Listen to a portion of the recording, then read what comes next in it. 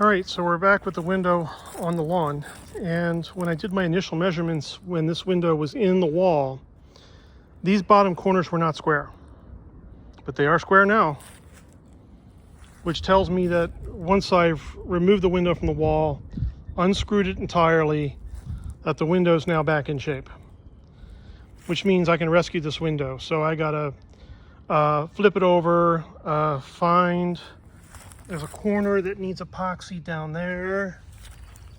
There's a top area here that could use a little help up here. And this window can go back in repaired.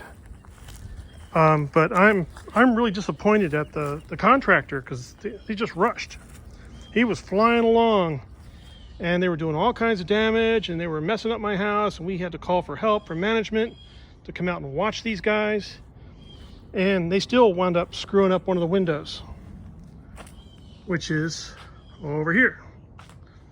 So I got to repair this window and put it back in now, so it slides shut properly. This is really stupid and sucky, and you know, a homeowner should never have to do this.